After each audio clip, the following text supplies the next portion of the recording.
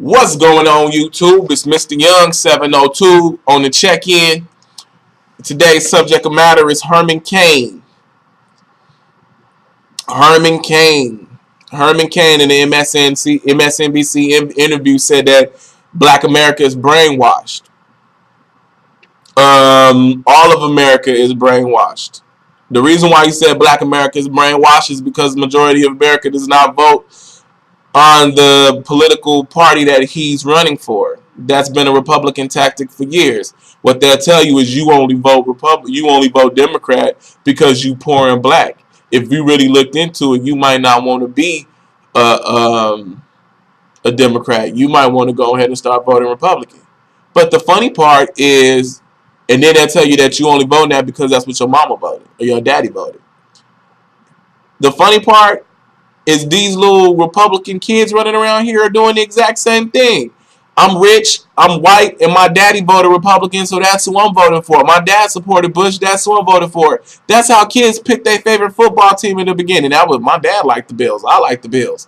It's the exact same mind state. So if that's going to be the basis for you to say that all of us or that Black Americans are brainwashed, then you can say that 99% of America is brainwashed because that's we learn our politics from our parents, and that's what we do.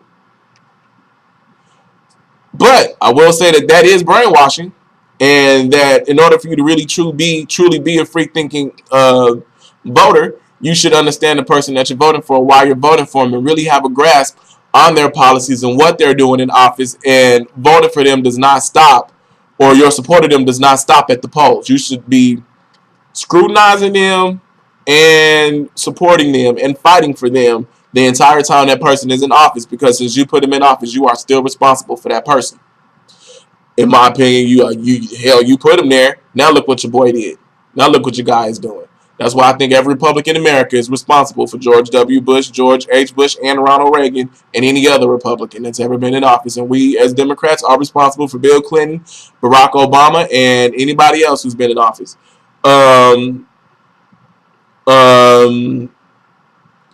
Thing number two that he said, what I really want to put this video on, is about his civil rights era and why he feels that he shouldn't have had to fight for civil rights. His excuse was, I was in college, I was too young, or I was in high school, I was too young. When in actuality, he was in college, so he wasn't too young.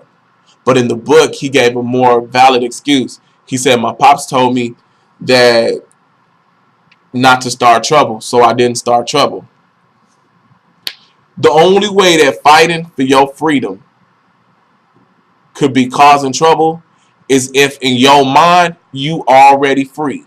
So I did some research first, not deep research, but I looked up what Herman Cain's father did for a living. I found out he was a chauffeur. That mentality makes so much sense. What color person do you think that his father was driving for? So now his father has a nice cush job, driving his car around the city, driving Miss Daisy for some old white lady or some old white man, and he don't want to mess up that job because that job must pay a little bit. So he like, yo, don't get in that trouble. You're gonna mess up a good thing. I'm sending you to college. Don't do that. I know you black, but you ain't those blacks. So then that mentality is now we are not a people. We are a person. We are not a people in this country. I am a person in this country. And what I'm doing don't affect you, and what you're doing don't affect me. So you go over there and have your fight, because I'm cush with the white folk as it is. I don't need to fight because I'm fine. Matter of fact, I would rather you not fight because you might mess up my cush position. That is the exact thing. That mentality, that selfish mentality, that we are not a country like you think we are mentality, is the exact same thing that free market enterprise is pushing. And that free market enterprise is being promoted and pushed by the Republican Party, by the conservatives, by the capitalist system that's running in America. I said, like 3 or 4 years ago, before Barack Obama got elected, that if America turned capitalist, America would turn socially casted. There will no longer be a middle class.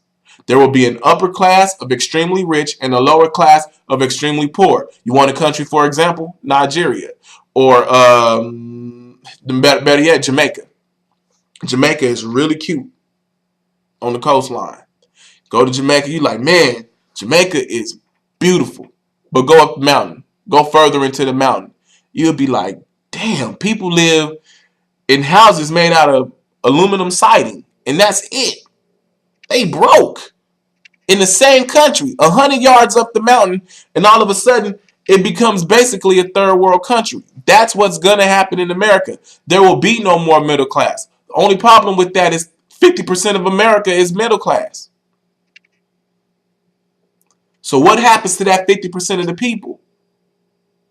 If they go up, it's going to be way too many people in the upper class, and the upper class money won't be able to circulate right. So the only way really to go is down. The majority of the people in the middle class will be living in those shanty houses. And that's how it is. That's the truth. But the Republican system is, yo, so be it. Because I'm up here in my 10-bedroom mansion, you can live in an aluminum box. That's on you. I don't care because I got mine. But then they push this free market system, and this free market system is saying, first off, we can give tax cuts to big companies. This is where the mentality comes in. We can give tax cuts to big companies and large corporations because they bring jobs into America. Tell that to Detroit, where all the big companies and large corporations began to shut down factories and start outsourcing their business in other countries. Tell that to anybody who called a cell phone provider, and you can tell that the person on the other end is from India. For every person in that factory that got fired or laid off, and they all got laid off is important. And for every person that worked for that cell phone provider and got laid off was another person in another country that got hired.